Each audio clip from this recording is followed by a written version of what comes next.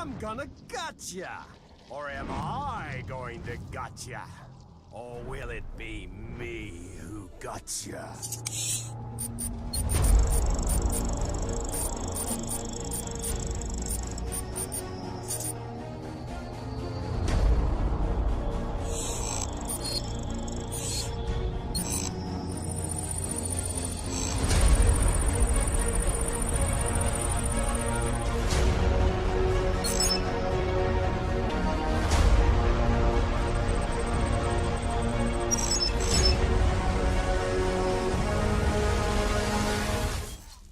Hello everyone, it's me, the Rednecko. I made this video to tell you about what I personally think of Shadow of War, both its ups and its downs, and why I personally recommend it to anyone.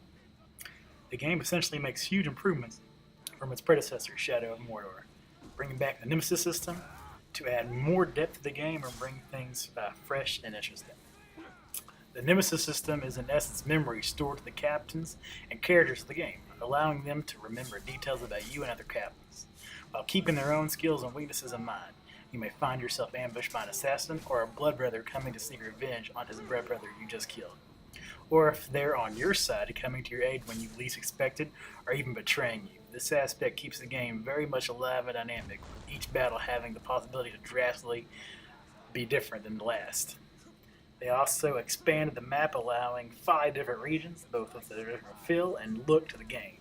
With 5 different forts and more on the way, this game is massive and will require a decent amount of time to beat if you are a completionist like myself. Now, I will have to bring up the war chests in the game right now. War chests are microtransactions game you can buy.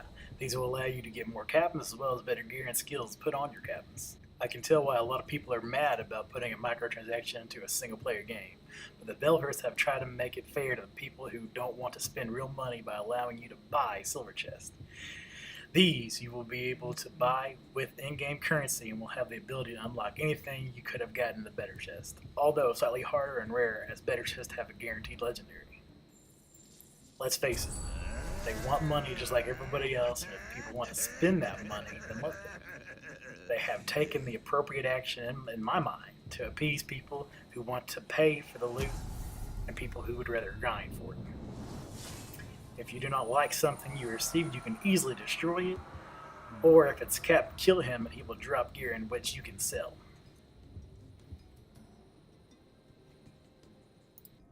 The best part of this game, what essentially the game revolves around, is raising an army of Uruk and Olug captains, both lay siege to enemy forts and defend those forts once they are yours.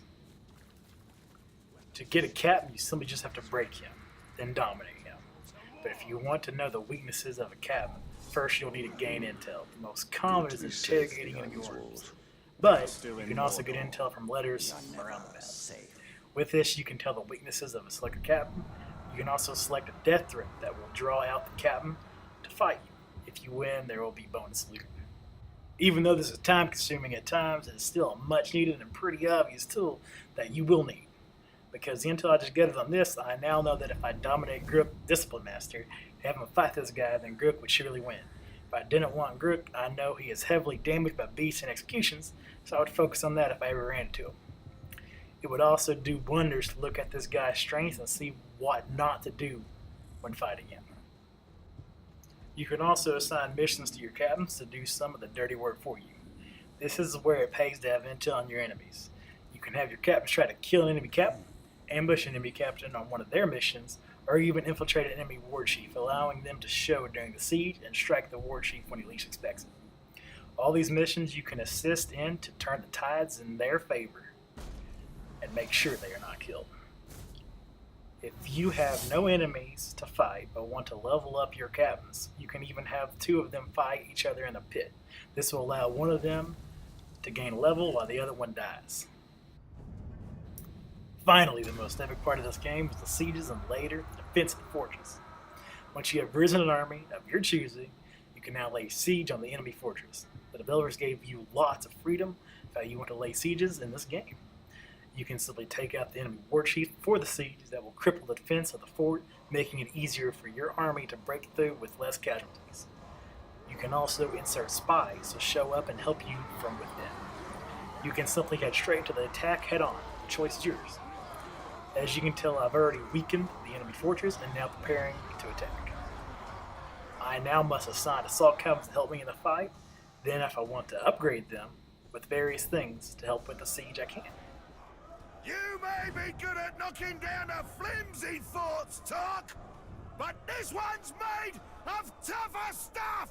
You're about to get squeezed, man swine! You're about to get pressed! This fortress is an anvil, and we are the hammer!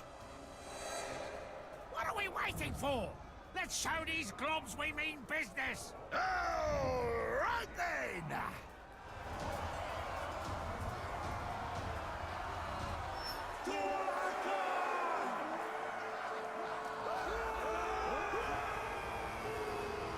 Now, I'm not going to lie. The quests are a little bit bland to me, but I can see that they tried to add a story to the game, and I'll give them credit for that. Since in my eyes, the game is more about battles and sieges than the story. To be honest, the stories are more about just gaining experience to level up than to actually for story, in my opinion. There's also an online aspect in a way. You can avenge dead players by killing the captain that killed them. You can also lay siege on players' fortresses. Both these actions reward you with the credits that can be used to get a special type of war chest.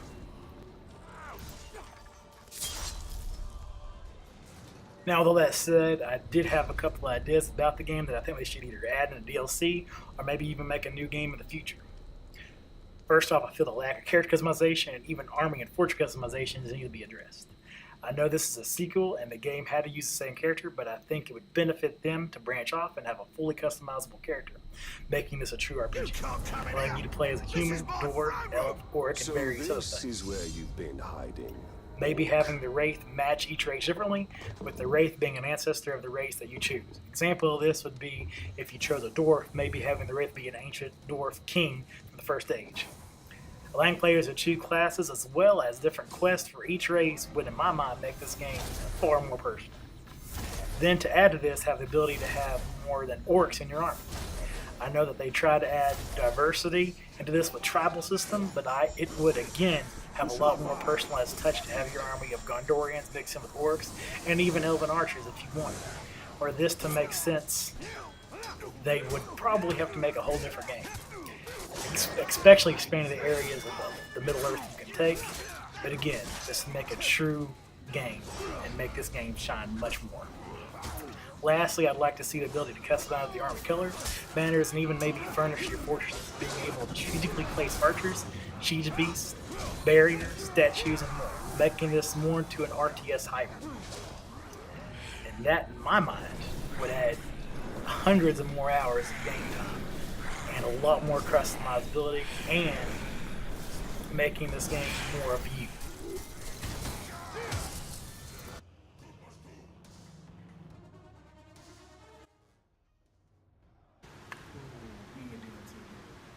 Anyways, if you like this video, don't forget to like and subscribe. Also, if you have any questions about Shadow War, leave a comment down below and I'll get right back to you. Try to have a better game than this guy did. Cowards before us! We have taken his fortresses and made them our own! Now, we stand at the very edge of history! Only one conquest remains, and Mordor will be ours!